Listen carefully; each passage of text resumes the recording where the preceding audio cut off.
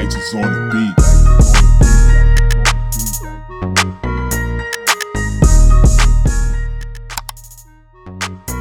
What's up, guys? Welcome back to my channel. It's your girl Kendall B, and I'm back with another video. But as you guys can see from the title, today I will be talking about my experience of living on my own. Let's go ahead and get right into this video. My family had brought me like this couch or whatever, and then I gave them the tour of the apartment because they had never seen it. Like, brought me the couch, and then it was time for them to leave, and I was like, okay, Kendall, bye. They gave me hugs and everything, and I closed the door.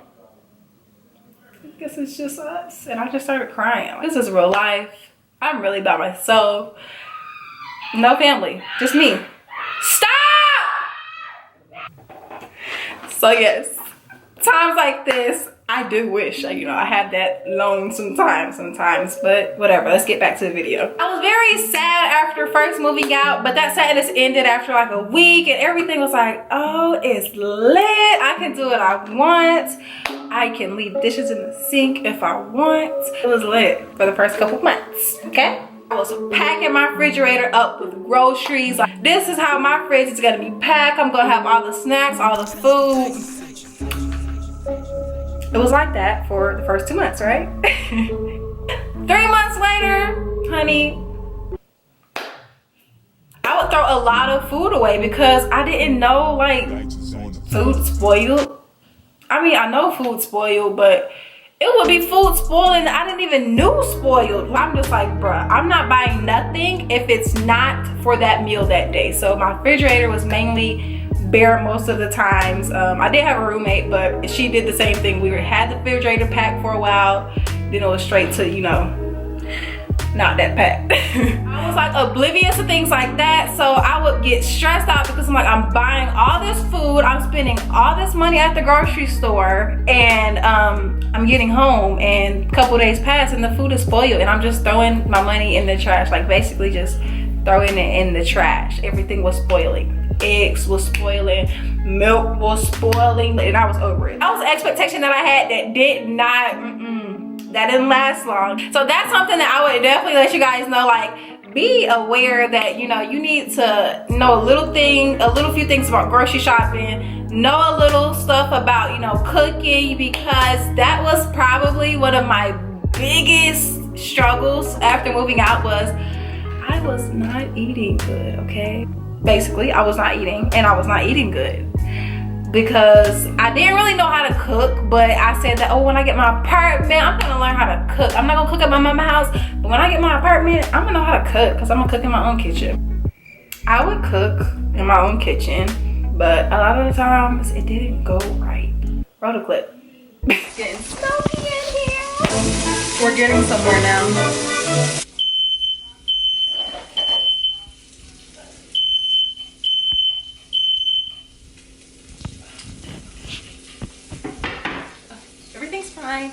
Everything is okay. I would always burn stuff. Like, I would always be setting off the fire alarm in the apartment. My best friend would come out the room like, Kendall, what are you cooking? I'm trying to cook some bacon. Like, I was always burning stuff. I was always setting off the fire alarm. So it was just, it was very tedious of trying to learn how to cook. But yeah, I was losing a lot of weight. I was getting super skinny. I had like good little chunky meat on me at home, and then when I moved out, I dropped from 130 pounds to 114 pounds. Like, and another reason was because I was working super duper hard. I was working a lot. I was doing care.com, so at 6 a.m. in the morning, and I wouldn't get home till 12 a.m. in the morning. So that is more than 12 hours from being away from home, and I would probably eat one meal throughout that whole span each day. So it was like one meal a day.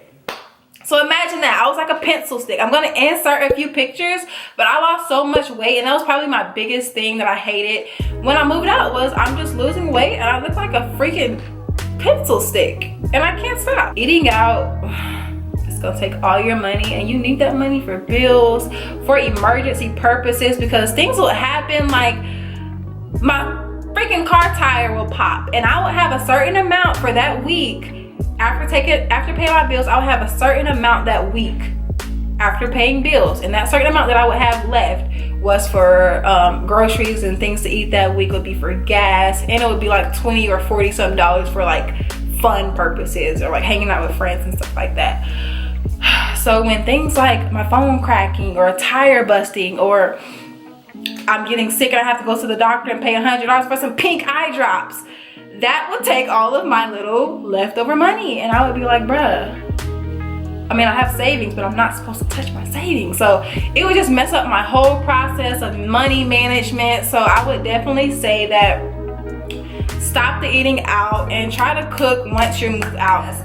Let's get on to my like money management when I was living on my own. Bills were never late. My bills were always paid. So that was definitely my #1 priority, and that should always be your priority if you are thinking about moving out, because girl, I remember one time I didn't have my month's rent that one month and I was so stressed out. I just felt so horrible, and I had a roommate, and it looked very bad on my part, but it was literally my bank did not give me access to my money, and it was a whole bunch of Wells Fargo people that it happened to, and I didn't have my half of the money. And it's just like, what do you tell your roommate in that situation? But I had to ask for money from somebody else to get money for that month's rent, and it's just, that is like the most disgusting thing ever. Like, if you're moving out, you need to have that money yourself every month. Don't be asking nobody for rent money.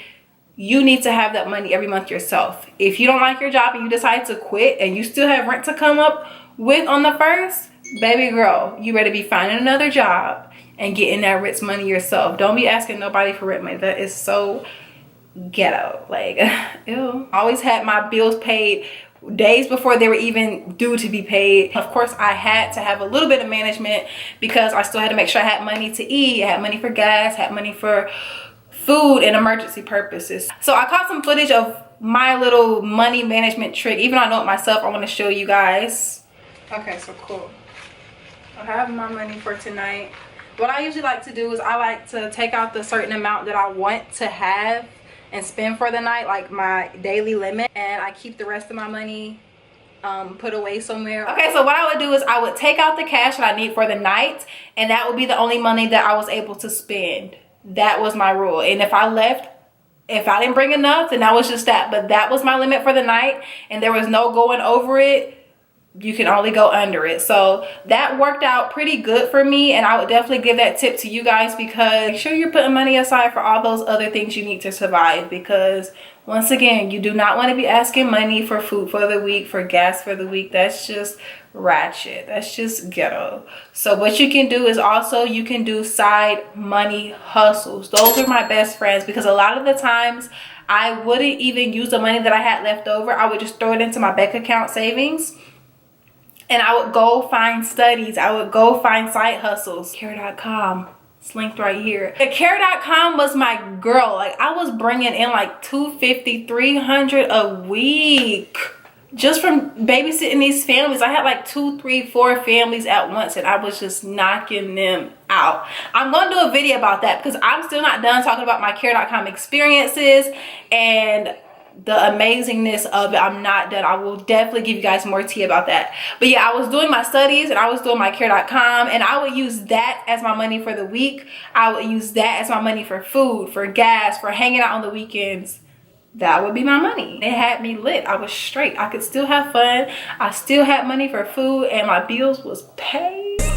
Girl, my bills was paid. So that was a great feeling. I love that. Yes. Okay. Being alone. This was something that I struggled with. I really struggled with being by myself after moving out, because I grew up in a big family. I have 3 other siblings, and I have my mom and dad in the house. So I've never lived in a quiet house. I've never lived by myself. So I went from always hearing my family outside my room, and always hearing something going on in the house, and always being able to just come out my room and talk to somebody, or always come out my room and just have human interaction, to being in an apartment that's completely quiet sometimes, being in an apartment that's just you and these 4 walls. And it got really lonely sometimes, and I would get so sad, and I would just always get in like these weekend depressions.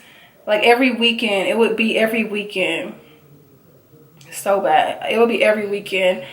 And it's crazy that it would be the weekends, because you would think it would be throughout the weeks, but no, throughout the weeks, my boyfriend would come over throughout the week, and I would be too busy working. I'll get home tired. I ain't trying to think about nothing.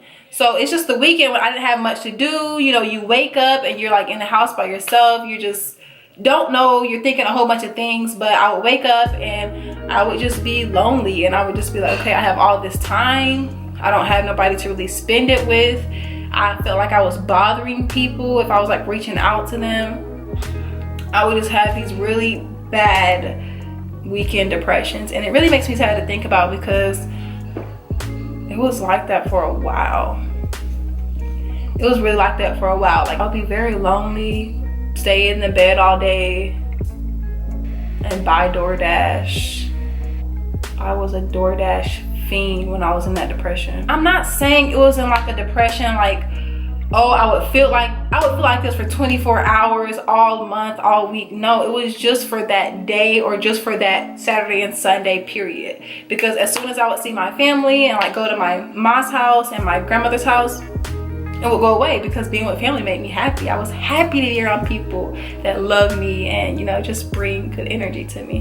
So I would be sad until I had that human interaction. I would be depressed. I wouldn't want to go nowhere. I wouldn't want to do anything, but I would definitely say number one. I said food was number one, but number one. Make sure you know how to make yourself happy. Make sure you know how to spend time with yourself. That is very important. I can't stress that enough. Even if you're gonna have a roommate, even if you're gonna be living with your boyfriend or whatever, make sure that you know how to have fun by yourself and know how to enjoy your own company. Do you want to eat hot Cheetos and Takis and dance to the music out loud? Then do it. And it's just also simple as that. But I was just in such a rut. Like, I didn't care. I'm not doing nothing. I'm just gonna be sad. That's so bad, Kendall B. But know how to make yourself happy and know how to use your alone time wisely.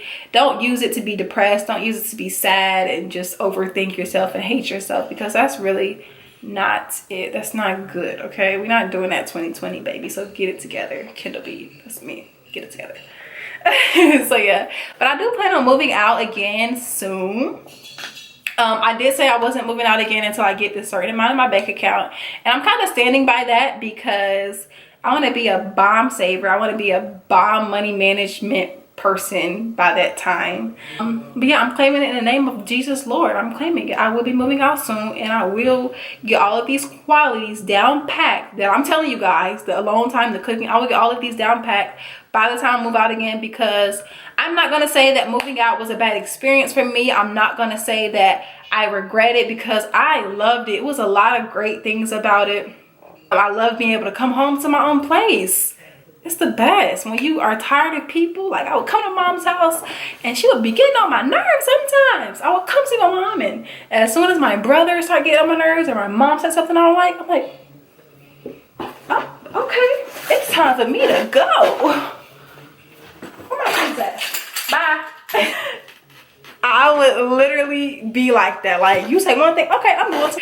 It's just amazing. You can decorate it how you want. I hope you guys enjoyed my little video about my experience, my little moving out tips, because like I said, I am taking this time at home to work on all these aspects that I'm explaining to you guys, so that when I move out again, it is a great experience. Even though this was a great experience too, I want it to be even better. So I'm working on these things, and I want to give you guys these tips so you can work on them right now when you're about to move out now, honey. I'm letting you know. You better take these tips.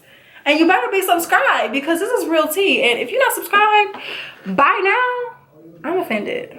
Go click that button. If you enjoyed this video, make sure you give this video a quick thumbs up. Make sure you're subscribed.